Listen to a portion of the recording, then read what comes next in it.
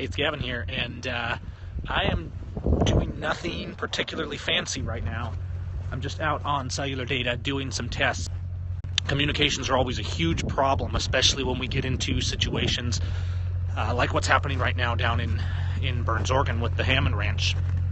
So there's things going on down there, and live streams are in and out, and patriots are trying to stand up and oppose the bureaucratic terrorism happening to the Hammond family down there, where they're being taken away to prison for 5 years under terrorism charges because they burned some weeds. But anyways, what I'm actually doing here, I don't know if you are even seeing this. It's a fairly low bit stream. I was on Wi-Fi a minute ago. Now I'm doing cellular data, and I'm just here outside doing a live stream test with some of the different apps. There's apps out there like Ustream. This is the 8Stream app, I think it's called, that's trying to live stream direct to YouTube. YouTube has some of the largest infrastructure in terms of getting stuff out there. So from a computer, I can live stream pretty easily, guys. But from the phones, it's always a struggle. This is the same problem we had when I was live streaming from the Bundy Ranch back in spring of 2014. And of course, the ability of communications we have is key in this world where there's tons of communication. We actually have terrible communication. It's really hard to find out what's going on a particular scene. And so it's funny, we look back to, let's say, the American Revolution, and we think, wow, it took them days to get information. Well, sometimes it takes us days to get the information sorted out. And so we really need to think logistically in terms of supplies, in terms of communications, so that if we did get to a point where things were getting more and more and more tense, we're going to have to step up and defend liberty.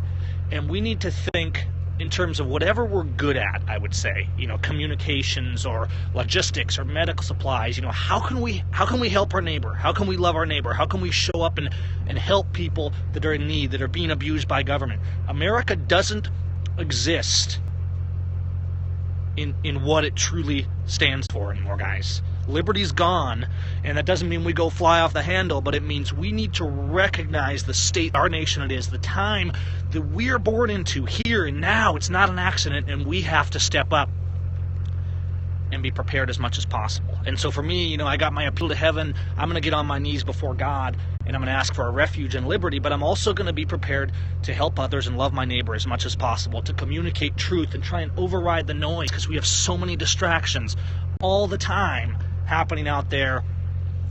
Factions dividing against factions, and let's hate this faction, or let's hate that faction, or let's try and pretend that it's all about Muslims, when in reality our government's paying ISIS, when in reality our government are the biggest terrorists that are breaking down this nation. And so anyways, I'm just rambling a little bit here to test this, whether it's communications or having blankets.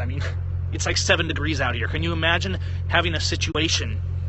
Imagine having a patriot situation where we were having to stand against government for an extended period of time in weather like this.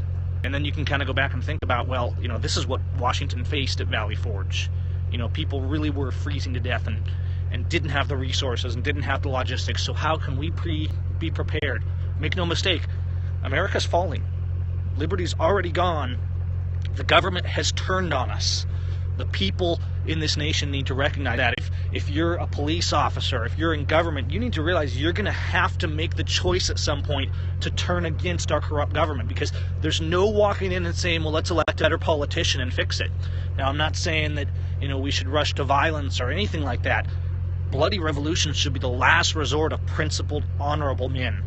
We need to be God-fearing. We need to be a nation that's repenting and looking to step up for our neighbor.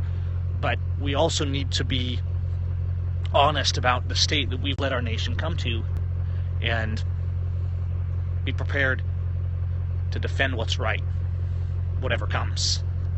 All right, so I'm hoping this is getting through. I'm going to cut it out because I didn't actually come out here very bundled up, and I am freezing. It is really cold out here in Washington, central Washington right now, and we'll see if this worked. For all I know, nobody's even seen it, but that steam off my breath, it's kind of cool. Okay, you guys.